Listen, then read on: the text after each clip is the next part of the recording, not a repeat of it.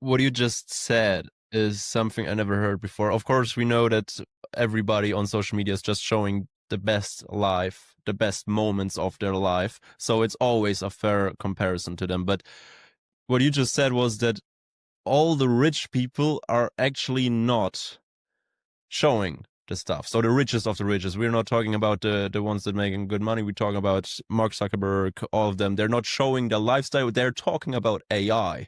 They're talking about the technology. They're talking about what they're really working in that moment. If it's really the real thing that they're working about, or are they just trying to get a new agenda into the mainstream? I don't know.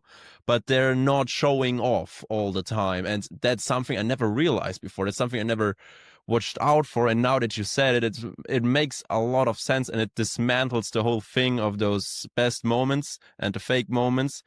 It makes them a lot more unbelievable now, if that makes sense. I love the show Undercover Boss because if you and I walk in the room, people are going to treat us differently. But if we're undercover and we're in the kitchen making pies with Billy, you get to hear the good and the bad and the happy and the sad, and you get to see when the cameras are off. Does this guy really step up to the plate? Does he have fidelity? You really get to see him.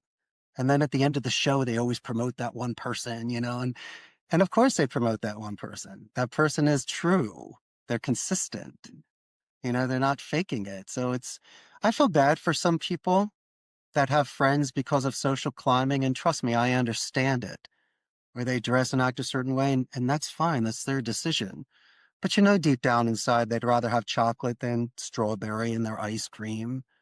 And they really don't want to go eat at that restaurant if they had a choice.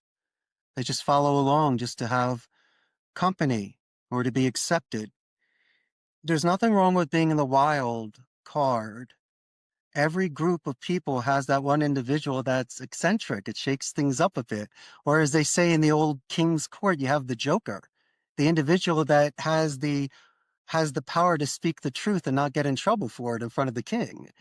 And so if you're that friend that can call the balls and the strikes, not to tease you on your worst day, but to make sure that your game is where it needs to be, that's a true friend.